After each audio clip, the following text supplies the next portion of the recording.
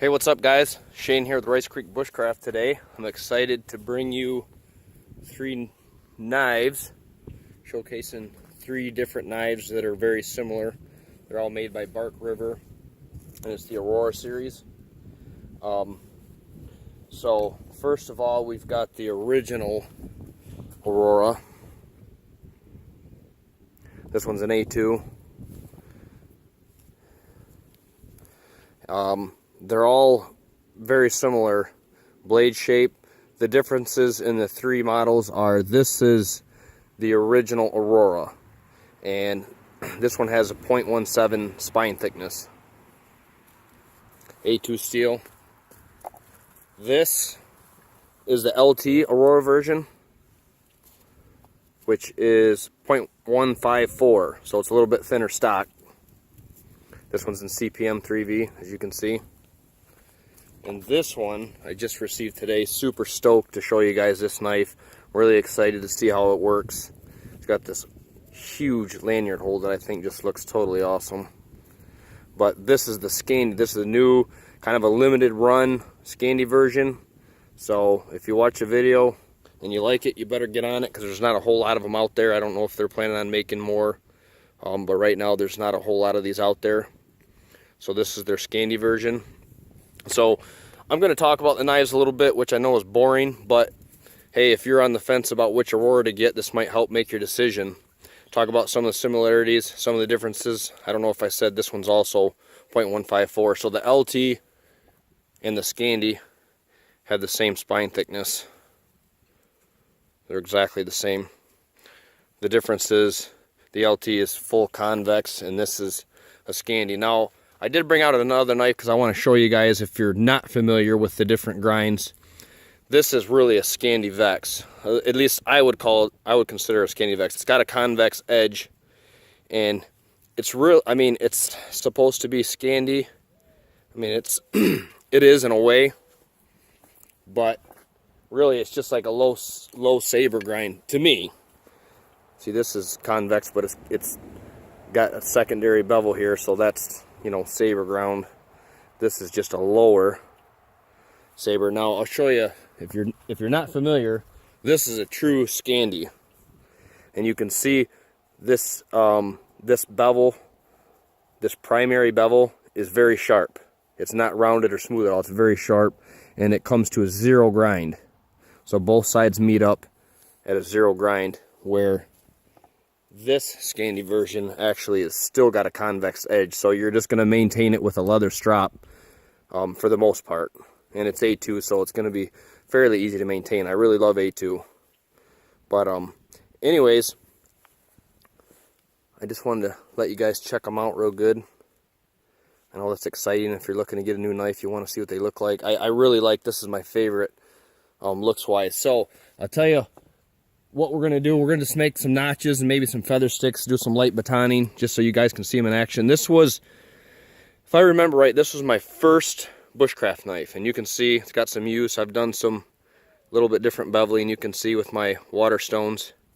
But this kind of got me into it all right here, was this knife. And it does a lot of things really well. Would I want to use it for game processing? Not necessarily, because it's awful pointy, and when you're skinning game, that sharp point isn't the best to use, but it would work. It would work for food prep. Obviously bushcraft task is going to work awesome for that. But yeah, this was my first kind of foray into the bushcraft. I bought this knife and it just went crazy from there, I guess you could say. So we're going to do a few things with these. This knife, I had to make a fire inside last night in the fireplace, so I did use it a little bit. You can see there's some marks on it to make some feather sticks and stuff to get the fire going. But this one, obviously, I've used a bunch. This one has never been used. I just got it in the mail today, the scandi. So I'm excited to see how this is going to work. So we're going to find out together. So I think we'll baton a little stuff here to get it rendered down into something we can work with. So this is a piece of black cherry. Oh, I want to show you guys. that how sharp they are. Okay, that one's sharp. This one I haven't even cut a piece of paper with, so I don't know. Oh yeah, you can't hear it, but this is. I did strap this on some leather, so I didn't use it, but I did strap it. Usually the factory edges are, I mean, they're done on machines and stuff, so I like to touch them up a little bit. This one's same thing. I strapped this after I used it. So anyways, they're all pretty much equally sharp. So I'm going to use the original Aurora to baton this piece of wood.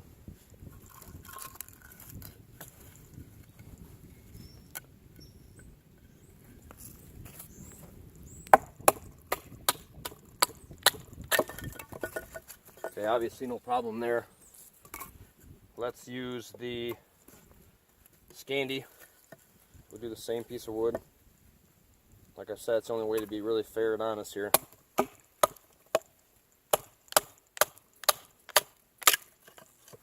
No problem. That piece had a little bit of a knot in it. And now we use the LT.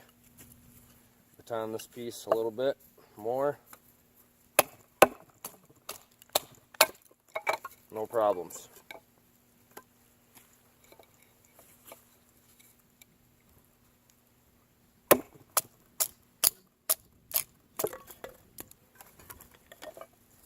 Alright, let's use the LT here. It's the LT version, CPM 3V. Just make a feather stick.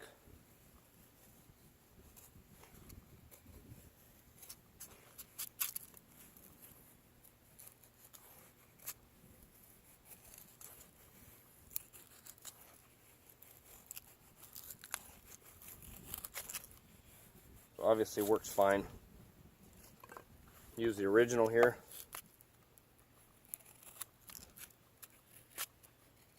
See, it's not, this knife is sharp, I'm telling you, it's really sharp. It's not really grabbing quite as well. So you guys can kind of see, that's the original. I'm not getting, that one, it's not biting quite as well. Here's a scandi. This one I haven't, oh yeah, feels good.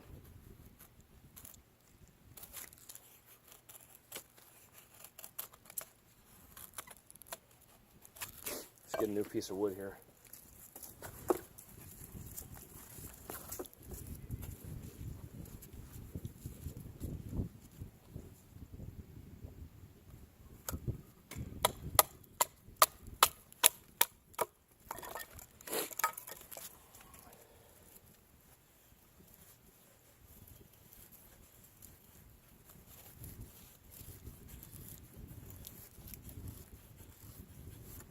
Go back to the original.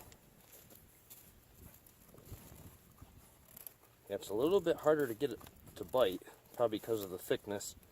Probably just gotta mess with my angle a little bit. LT. Yeah, so far, that's doing real nice. Yeah, I definitely like the Scandi Vex ground one so far, for at least for feather sticking. I mean, they're all fairly equal, I'd say, on batoning. Not going to be a huge difference there.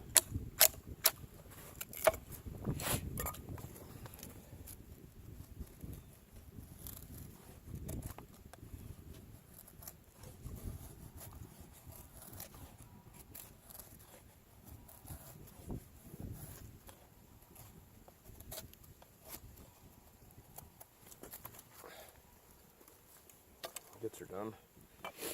Go back to the original on this piece. It works. It just seems to skip off a little more. Yeah, you can see the LT and the Scandi version seem to get a little bit better bite. Alright, let's see what else we got here. Piece of ash. This is usually pretty tough stuff.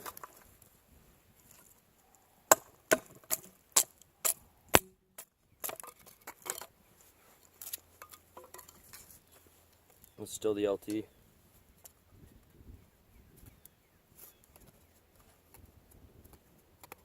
Ooh, man, that stuff's tough. It's hard to even get the fine ones off it.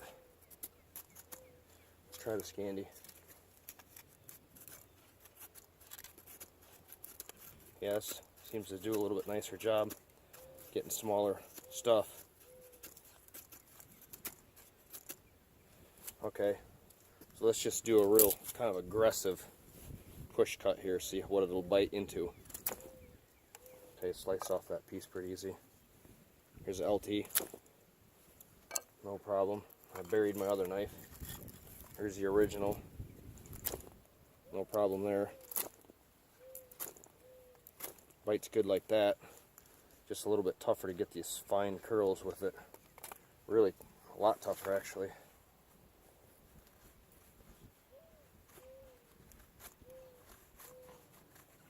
Need to stage this a little bit better. I could get easier wood that'll work better. Here's a piece of pine. I'm sure this will work a little better.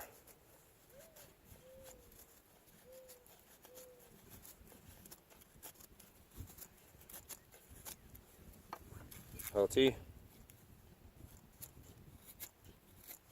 this one does a real nice job too. I mean, those aren't going to take, if it was dry, obviously it wouldn't take much. Those would take off with the ferro rod. Now, if you're using flint and steel, that's not going to work. But let's make some notches here, see how they do. So we'll start off with the LT. That's what I have in my hand.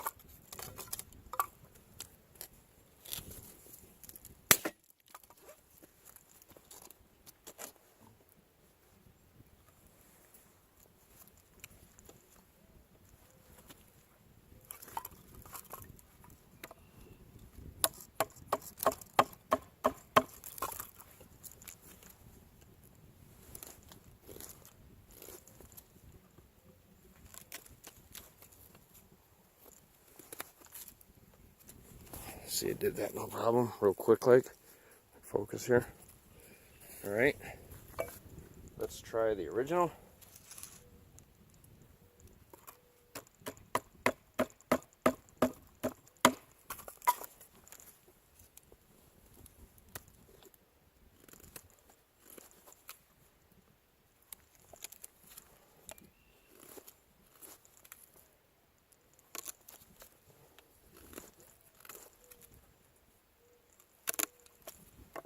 Made a notch. Alright, let's try the scandi. Do it like this, seems to work pretty good. Flip it over here.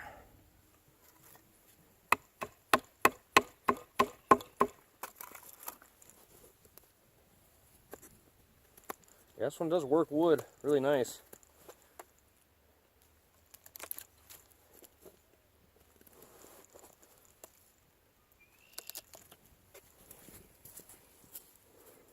So they all do that kind of stuff, obviously. I wouldn't say there's a huge difference in any of them.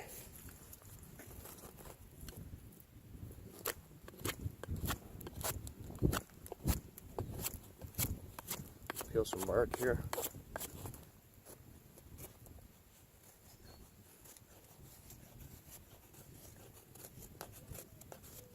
There's a scandi, here's an LT. Ooh, it gets pretty aggressive bite. I gotta probably adjust how I hold the knife.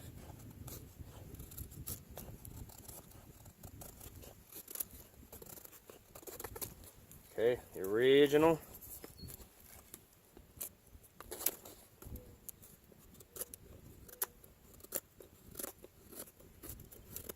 Yeah, I mean, it could be the difference in edge geometry, you know, a little bit, but they're all sharp.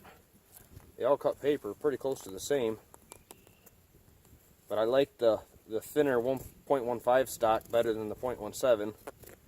You wouldn't think it'd make that much difference, but you're seeing it the same as I am here. These ones just really make pretty nice curls easily. And this one just seems to struggle a little more. It's a little bit more work to get it to do.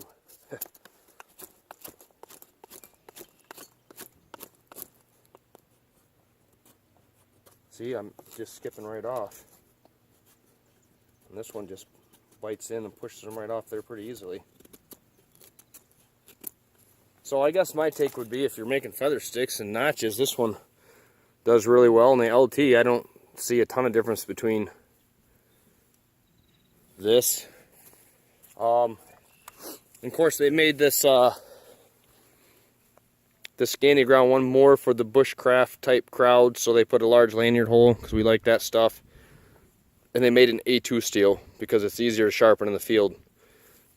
Where this is going to be the LT model, that's CPM 3V, which, I mean, if you just maintain it, like I always say, is before you go out in the field, it's got orange liners, before you go out in the field, make sure your knife has a good even bevel, it's nice and sharp, and then all you have to do is maintain it with a strop. You don't even need a stone or ceramic or none of that out in the field. I mean, you can do this for several days, just stropping after every use. That's what I do to maintain 3V. Just when I go in the house, all these are getting restropped, even though I haven't done a lot of work with them. I just like to keep them really crisp.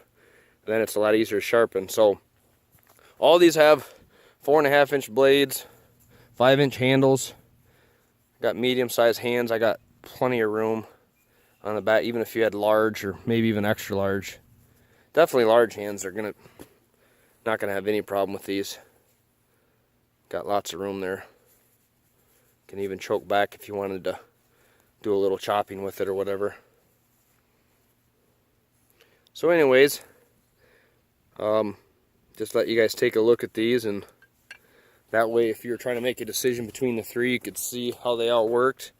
Now if you want one for more heavy use, you know, for more batoning type stuff, you might want the original thicker version, but this knife here in 3V is probably going to be as strong or stronger, even though it's a thinner stock, just because it's a tougher steel. So hopefully that helped you out a little bit if you're looking to get one of the Bark River Auroras. They're all awesome knives. Another thing I'd like to talk about real quick before I end the video is the handles. Like on most Bark Rivers, they're awesome, but they got that Coke bottle type design where they're skinny here and they're thinner here, and they're got that nice palm swell. I mean, these really do, probably of most any of my knives, these feel the best in hand in, you know, a lot of different positions. So I do like that about them. And like I said, if you were just chopping some light limbs, they work fine for light chopping. I mean, really light type stuff. So anyways, guys, hope that helped you out. Thanks for watching. See ya.